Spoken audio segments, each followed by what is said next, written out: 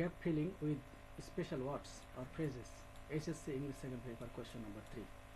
Edmund Burke ছিলেন an orator, একজন বক্তা, রাইটার, লেখক and এবং shrewd politician, তুখুর রাজনীতিবিদ। এখানে হি দিয়ে গ্যাপ, তারপরে in Ireland in 1729 অথবা হি গ্যাপ in 1729 in Ireland।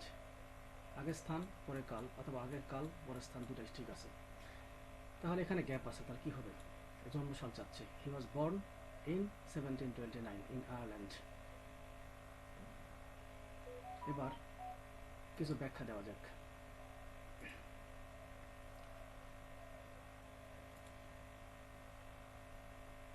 এই হি হচ্ছে সাবজেক্ট, এটা পার্সোনাল প্রোনাউন। ওর আরেকটা নাম হচ্ছে third person singular number. Person হিসেবে থার্ড পার্সন, নাম্বার হিসেবে সিঙ্গুলার নাম্বার।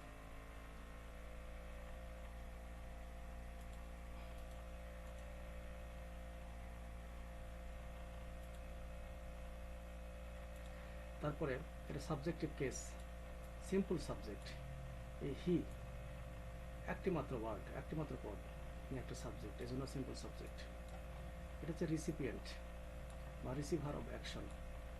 এই বাক্যে যে অ্যাকশনটা হয়েছে বা জন্ম দেওয়ার কাজটা যেটা হয়েছে সেটা রিসিভ করেছে কে? হি কিন্তু রিসিভ করেছে।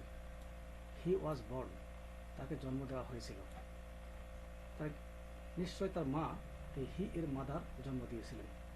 মাদার কিন্তু ডুয়ার বা এজেন্ট, হি হচ্ছে রিসিপিয়েন্ট বা রিসিভার অফ অ্যাকশন। হি, তার মাদার এখানে ডুয়ার বা পারফর্মার বা এজেন্ট।